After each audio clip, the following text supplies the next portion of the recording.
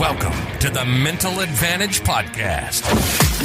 Whether you're an athlete trying to perform at your best when it counts the most, a coach or business leader trying to get more out of your team, or someone looking for more personal growth, this is the place for you.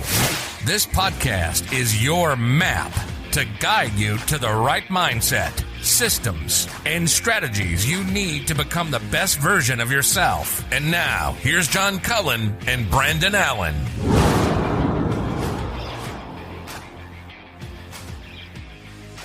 So you guys, you started out Friday. Did you all get weather? Is that what? We started Saturday. We had 2 games Saturday, and then hindsight's kind of 2020, but we drove about an hour and 15 minutes away today. We're recording on Sunday evening, and as soon as we got there, and I mean, when I say as soon as, I mean getting bags out of the car and walking to the batting cage to get loose, it was like just over and over. And we waited. We weren't familiar with the fields, didn't know if they could take water. And you know how tournament directors are. Right. Oh yeah. Yeah. It could take water. You're like rowing. Yeah. You got a boat jet. The guy shows up on a jet ski. Hey, y'all didn't read? We throw in snorkels as part of the fee, but no, it was unrecoverable. So we moved on, and it's interesting though because the as we have gotten more involved on the mental performance side, or not we, but me specifically, and some of the guests, I would have looked at yesterday's outcome, would have carried more weight. And I think Andy, the last guest we had, right, Andy Reese said it pretty well. Hey, let's not sugarcoat it. I mean, we are still looking for results. We're still competing to win. You're not going out there for no reason. And as a competitor, I think you absolutely have some results that are driven, but as a coach, I can see things in the process and the things that we're doing, and we're having good at bats, and we're battling, and we're getting more protective with 2 strikes, and we're being aggressive on the bases, and it just our overall process, our pre-pitch routines. It's getting better. And so that's encouraging, right? And there's a lot of opportunities that we are having to learn the game.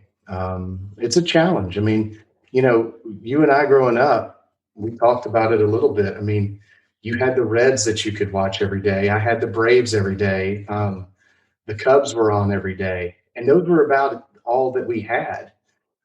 But we watched baseball, and you watched sports.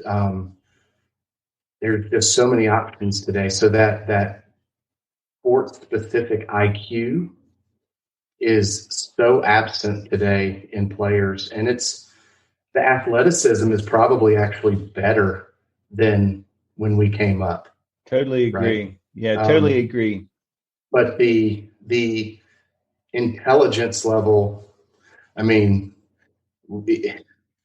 it's not. It's hard to duplicate. It's one of those things that when I was coaching in high school, some of the high school teams, I noticed, you would ask people, or you'd be at the park and you'd say, hey, did y'all see that game last night? Whatever the game it was. It could be I'll watch at 1 a.m, I'll watch a rerun of Arizona versus USC college baseball game. Right. I was always amazed at how many people were like, no, I didn't. And I would ask them, like, do y'all watch the game? Like, there's something to be said for watching and seeing and watching the way people react to things. And to your point, I think it does have to do with a lot of options. It's really good, though, that you guys are really dialed in, or at least you are dialed into the process, because to your point, you can influence those results, but at the end of the day, we can't really control what's going to happen, but you can control how you approach it from a process standpoint and really dive into it. And it's one of those things that I think in the past, a lot of us would get too kind of high up on the, hey, we've lost 5 or 6 games or whatever. One of my college coaches, Lawrence Nesselrote, used to always say the more you lose, the closer you are to winning. And Right. and it took me a while to kind of get that, but I mean, it's true. It's like you're going to have those stretches where you go through it, but you just got to kind of commit to what you're doing and believe in it and trust in it. So I think And the controllable thing. So like yesterday, the second game, we lost by a run. And it was a really good opportunity for us because we lost by a run. We were the home team. The umpire actually cut the game short by about 7 minutes. And we were like, hey, like we started to kind of hold on, what? We've got another 7 minutes based upon, so the inning should start, which means we should get up. And it was another thing. I mean, these kids that we have they're like the cardiac kids. I mean, we were down 9-3, I think, going into that last inning, or no, 11-3, and we cut it to 11-10. And we definitely had the momentum. And I feel confident that we would have probably won that game given the inning extended. But, it's one of those things like control the controllable. Look, yeah, we can't control what that umpire did. He banged it short, and it is what it is. But take responsibility with the fact that you had four what we would consider routine plays that extended innings for them, and they scored 6 runs on that. So, like, don't get mad at the umpire and don't even get mad at yourself, but understand you had some control. Right. It just wasn't at the very end of the game.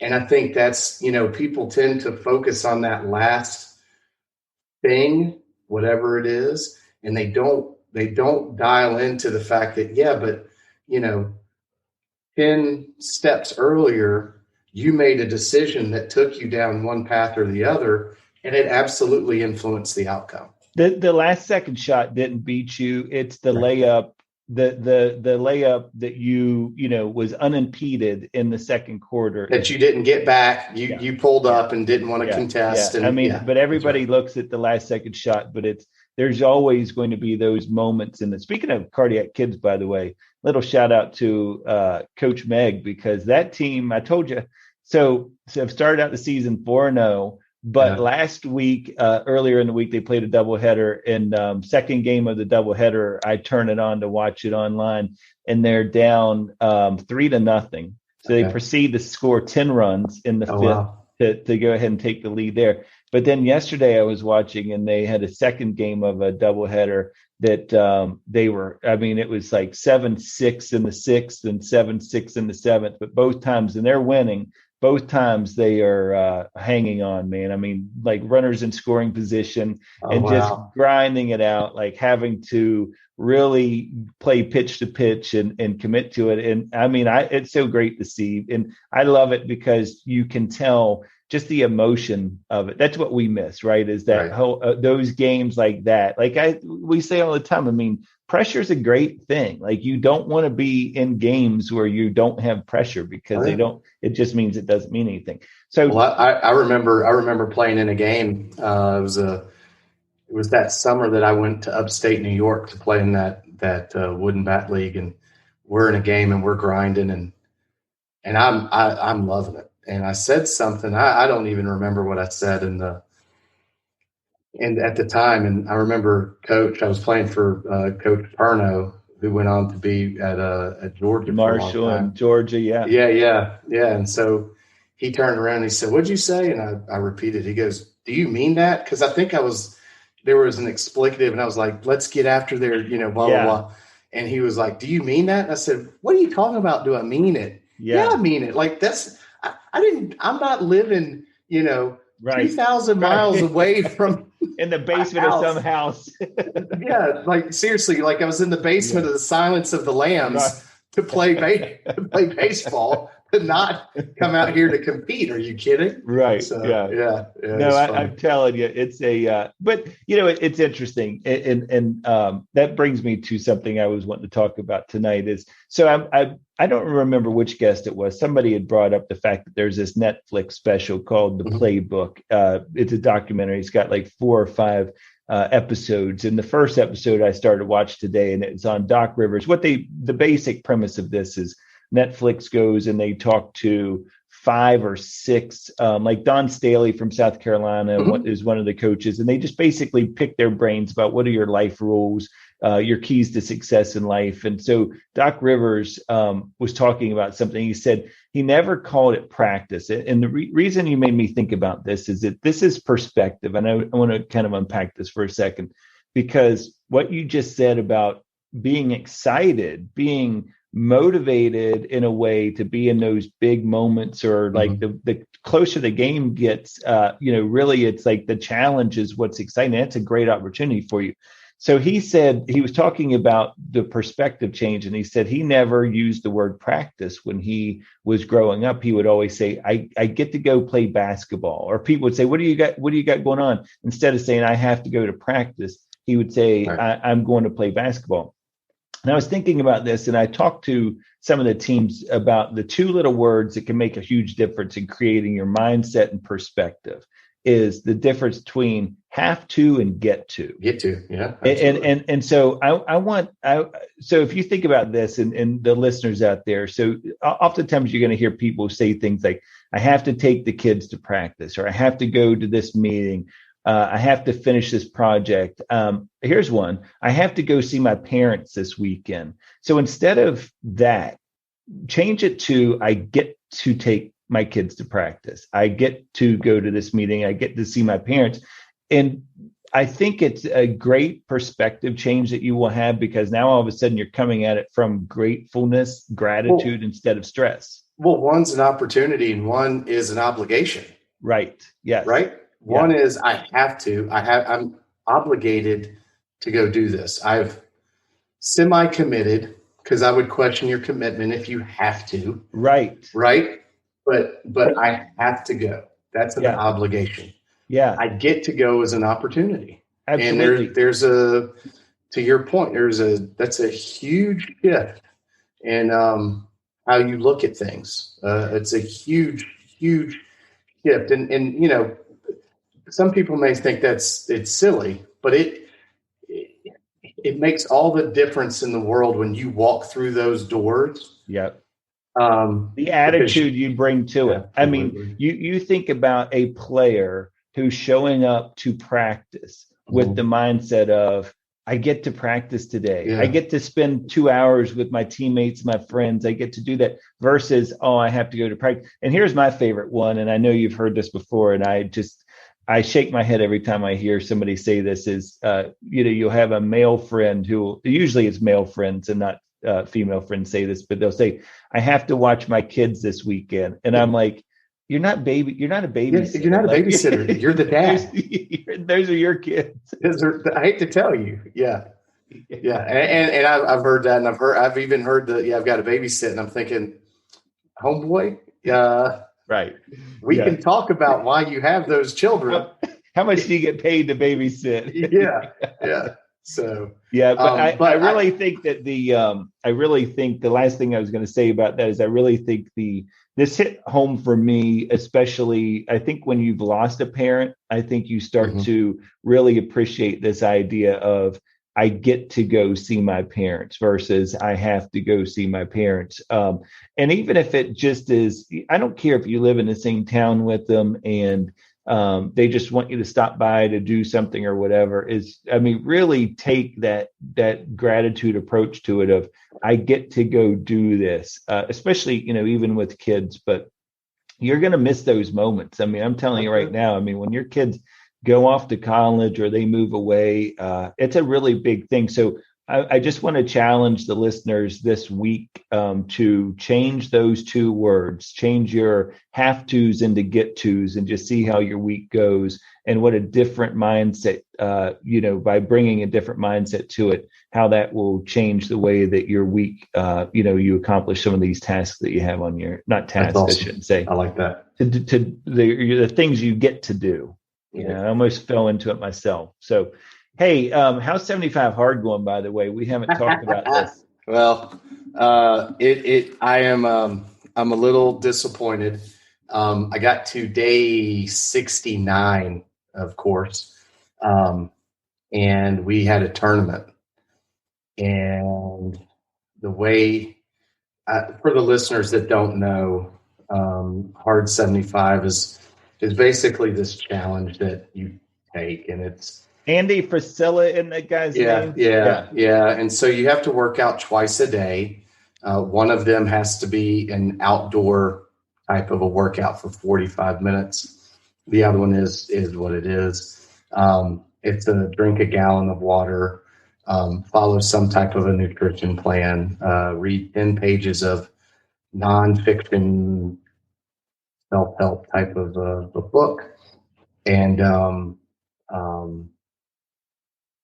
no alcohol, right? And so the no alcohol thing for me is actually really not an issue, right? But what ended up happening was, and I knew it, like I knew I was running out of time in the day because we had a tournament, excuse me, and it was getting extended, just the way the games were playing out, not only our games, but the games that we were having to wait in between. And it added probably 2 hours to by the time we got done. So I got back here to the house, and just quite frankly, it was around 11:35, and I wasn't going to get it in before midnight. So, which is, look, it's okay. I mean, I think I'm going to finish it. I will, and just so the listeners know too, the challenge is if you miss, then you start over at day one. Yeah. And I'm okay with that. Like that doesn't, it doesn't really get to me that bad, but it's interesting because I was watching the clock going, oh no, I'm not. Oh yeah. I'm not going to do it. I don't know. Hey, time out. Yeah. Hey, listen, I need everyone to stop. We're going to do this HIIT workout. I've got it lined up. It's going to be all body weight. Yeah. It's interesting. I probably, if I would have known then that I was running out of time the way that I would have worked out in between the games. Well, what I appreciate and respect, and it's no surprise having known you as long as I have, is that a lot of people would have said, oh, I was outside for more than 45 minutes a day. I was walking in between all the games and stuff. And so they would have kind of counted it as that. But it's a grind. I mean, look, it is one of those things that people ask me all the time, what's the keys to it? I said, first of all, and for anybody who wants to do this challenge, just search hard 75 or 75 hard. I forget. I think I can't remember how it's laid out on as far as your Google search goes, but you'll find it. And, like Brandon said, you have certain tasks that you have to do every single day or get to do every single day. See, I caught myself again. And one of the things, though, is I tell people break your day up into 4 quarters. Mm-hmm. So if you break your day into first quarter, second quarter, third quarter, and fourth quarter, and then look at your goals for, I want to accomplish these 2 things by halftime, or I want to accomplish these 2 things. So that's just one recommendation. And then the other thing is, I think if you are going to do it, now is a perfect time to do it going into the spring and summer, because now that the days are longer. The days are longer. It's easy. I mean, it's still a grind, but I can tell you there were many a dark morning where it's cold and it's raining, and I'm like, oh, I really don't want to go out there and walk, but you go and do it. I tell you, the funny thing is that for me, I found to be the most difficult thing, and we forgot to list it, was the selfie. Like the daily progress pick. Yeah. I can't tell you how many times at like 11:45 at night. Yeah. And I'm already in bed and I'm thinking, oh, damn it. Like, get up, go take a selfie in the bathroom, and then get back into bed. Yeah. Well, look, I will be the first to tell you, and if they disqualify me for this long after having done this, then so be it. But the selfie most nights was like of either whatever was laying on the ground, because I had, you have to do it to move on in the app. And I was like, I'm not going to, like, I'm not a selfie person in general. Like, I will tell you this, there is probably a handful of selfies that have John Cullen in them, that you know, in the history of selfies. So that was definitely going to be something. I was going to say, my selfie game, since the kids have gotten older, and they'll actually communicate differently now. Right. You know, that used to be the way that I would connect with them. But my selfie game is woefully off. That's probably, it's not a bad thing. That's probably, it's not a bad thing. So one more thing I wanted to talk about this evening before we get into the guests and what's coming up this week, and man, are we excited about this week, and we'll tell you why in a second, is one of the things that you've heard us talk about on this show is neutral thinking, and this concept of neutral thinking. And the reason this is fresh on my mind is I did some Zoom calls with Bridgewater softball on Friday night, and we were talking about this, and I was telling them, you know, neutral thinking is this idea that your mind is always in motion. It's always looking forward or looking back. It's never really just at rest. It's like the water is turned on and there's no turning it off.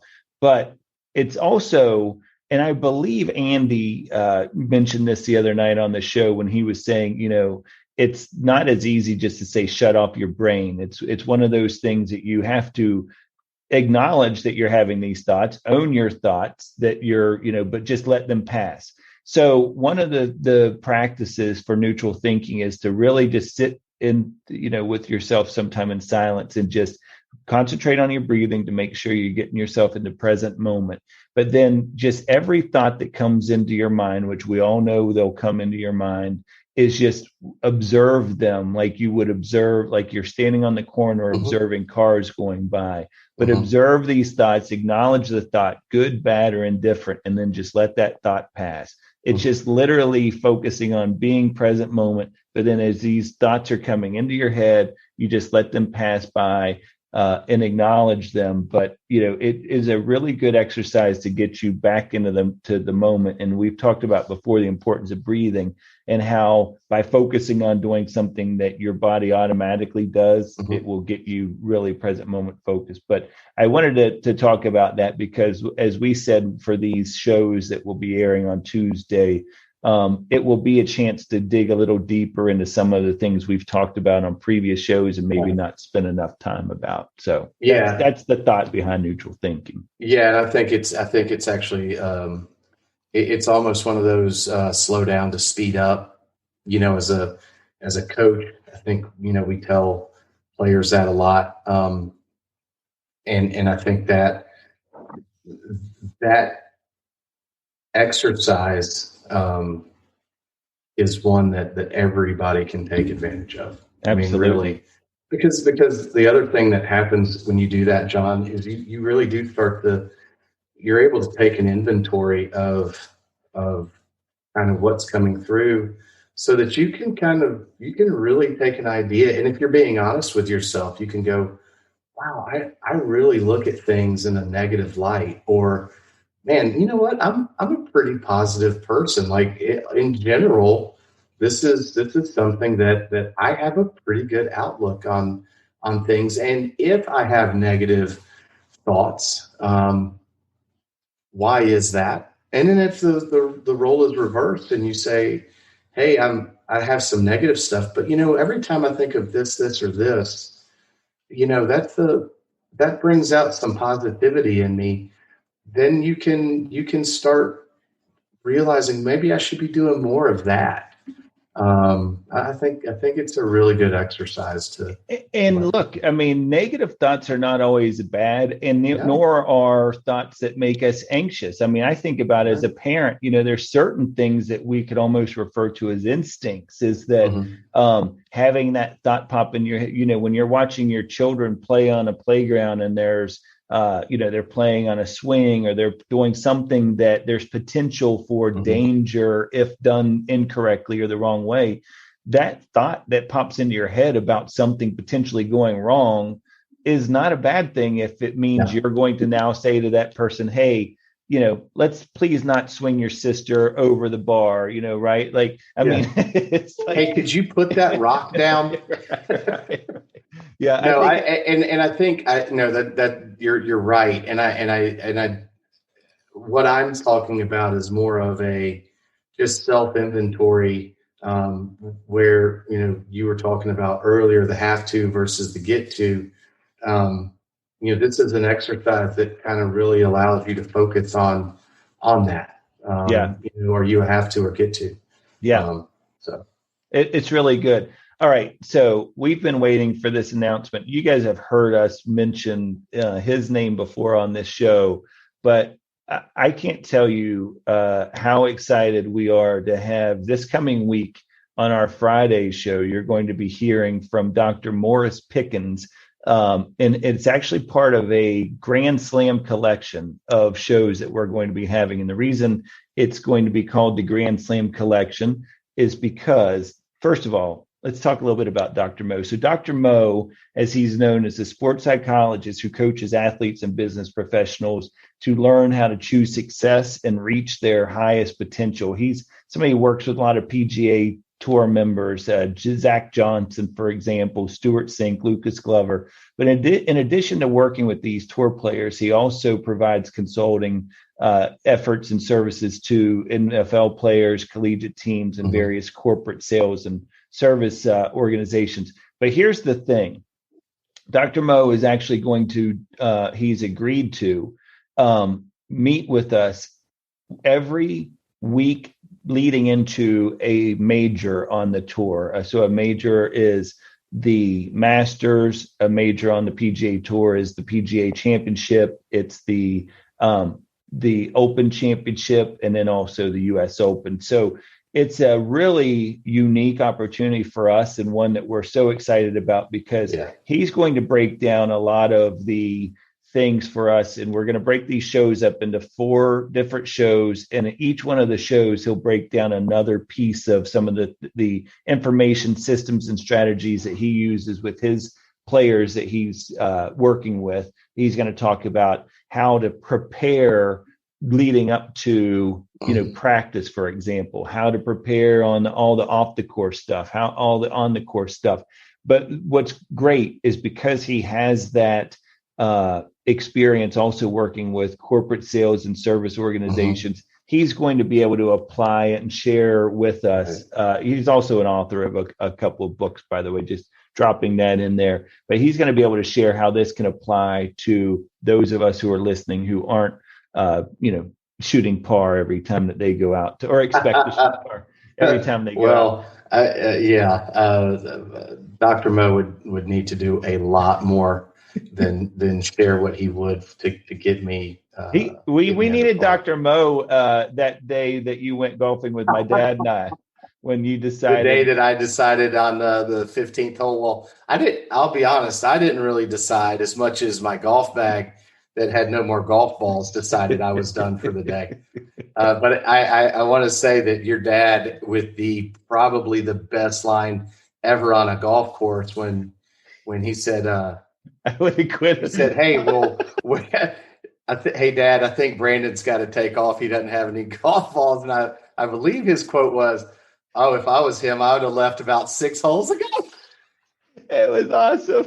So my dad has had 2 memorable lines, probably more than that, but the 2 most memorable lines on the golf course. One was that day, and the other one was I was playing a round of golf with him one time, and I kept just getting so frustrated and so angry about, I would, shank a shot, or I'd slice a ball, off the tee, whatever the case would be. I mean, just anybody who's played golf with me is like, okay, so just an average round, because that's pretty much how I play every round.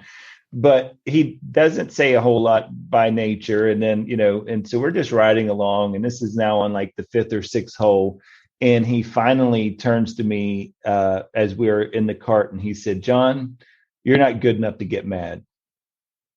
And I just thought, what? No, what do you mean I'm not good enough to get mad? And he's like, look, he said, I mean, if this was like baseball where you're practicing all the time, you're getting swings in, you're taking ground balls, whatever, and you don't play well, then I can understand you getting mad and frustrated. But you play golf like maybe once a month, if that. And, maybe you hit the tee, maybe you'll go out to the driving range before you play those one round of golf a month or whatever the case may be. So you're basically getting what you put into it. So why would you be getting mad, almost like you're expecting different results? So that's good advice, I think, for people who talk about perspective, is you're not good enough to get mad. And I forget exactly how it goes, but, it's the quote goes something like this, don't get mad with the results you didn't get for the work you didn't put in. That's right. Prepare for, right? Yeah, no, it's spot on. I mean, that's kind of it. But going back to Dr. Mo, no, I'm excited. I'm somebody that really enjoys shows like, Hard Knocks. Netflix has that one that actually the F1 series. Right. Anything that kind of gives you a behind the scenes or, between the ropes type of look at it. And for our listeners to have Dr. Mo come in and really share some of the mental game that's going on out there before these guys. I mean, look, the Masters is April 8th through the 11th, and he's coming in the week to let before. You know what his golfers, he's got them thinking about and preparing for come that Thursday when they tee off at Augusta National. I mean, I know you and I kind of were, when he agreed to it, we're like, okay, great. Yeah. So, I mean, I'm excited for it. It's definitely it's going to be incredible. And think about this, Brandon, and I know you appreciate this because we've talked about it. I can't think of a sport, maybe baseball, but a sport like golf that is so mentally draining and so mentally challenging. I mean, so much time that you have to think about. There it is. I mean, you have, say, for these good golfers, 65, 67, however many shots that they're going to take but the round of golf is like 4.5 hours. They have so much time to think between shots. It is. And I think you nailed it right. Golf and baseball do have some similarities from the standpoint of an at bat. Yeah. An at bat can haunt you until you get back in there, which, depending upon the situation, it could be the same inning if things are going well. And, oh, my God, don't ever be the guy that gets 2 outs in an inning, right? Because that's almost like, or it could be an hour and a half because you're not turning that lineup over and they're out there hitting and I mean, it's crazy. So that the whole thing about, idle time and your, what all that. Your mind, your mind just gets racing. And so to hit a bad shot, especially for guys like this, where you stand over a putt, I think it was 2 weeks ago, watching Bryson DeChambeau lip out. And I mean, like, it looked like it was in the hole. Yeah. And it cost him $450,000. Right. I'm probably pretty heated. Yeah. That one's going to have me pretty triggered, but Well, and there's putts that I've seen people stand over that are going to decide whether they have to go back to Q school the next year and lose their tour exemption. Like, there's so many things that are on the line with these. So we're really anxious to talk to him. Speaking of baseball, another guy, and I'm telling you guys, I mean, I don't want to pump our chest out too much with this show, but when I tell you about some of the guests we have coming up, and this is just not even a half of it, but Bob Tewksbury, I know you remember that name, is a retired Major League Baseball pitcher and current mental skills coordinator for the Chicago Cubs. So we just had Andy Freese on the show, and he was filthy. And it's funny that because he pitched back in the powdered blue unis that a lot of the National League teams, well, even some of the American League teams, but that dude was a wizard on the mound. Like how many 2 or 3 time All-Star? So he was an All-Star in 92, but played for the Yankees, the Cubs, Cards, and the Rangers and Padres and the Twins. So a little bit of a journeyman there, but really can't wait to hear, what he's gonna have to say. But just again, like Andy Reese, with the Reds now, we have that. I think we're settling in on that NL Central. I was going to say the Central, the Cubs, Central representing. But it is interesting that the 2 NL Central teams, or 2 of the teams that are competing for the title there, are really leaning into the mental performance side of things. It's interesting to see. Yeah, no, absolutely. And then Dr. Brett McCabe is also a licensed clinical and sports psychologist and founder of the Mind Side, a performance consulting organization in Birmingham. So Dr. McCabe, I guess it just makes sense that we tend to always have a little bit of a baseball influence there. But Dr. McCabe is a former baseball player at LSU, where he took part in 2 of their national championship teams. And so he currently, and this is a really cool job, he currently works as a sports and performance psychologist for the University of Alabama athletic department, which they've done some winning down there. And he will talk a little bit about some of the things they've been doing there with Coach Saban and Alabama. And he works with just more than just the football team. He works with all of the athletic teams at the University of Alabama, among other teams. I mean, Dr. McCabe does a lot of really great stuff, has his own podcast as well. But I tell you, those are just 3 of the guests that we have coming up. The month of April and May are going to be jam-packed with a lot of really good guests. Yeah, I'm excited. Awesome. For it. Sounds good. Well, listen, we will wrap it up for this show, but tune in this Friday. So in addition to this Tuesday show, on Friday will be the first of the series of shows that will appear once every month from now on, which will have the Grand Slam collection with Dr. Mo Pickens. And can't wait for that. So, all right, man, awesome. Have a great week. I'll talk to you soon. All right, see you. Want to provide feedback or stay up to date with the show? Visit our Instagram page at Mental Advantage Podcast, or you can send us an email at podcast@mentaladvantage.net. To have John Cullen work with you or your team, please write to him at john.cullen@mentaladvantage.net. Thanks for listening to today's episode.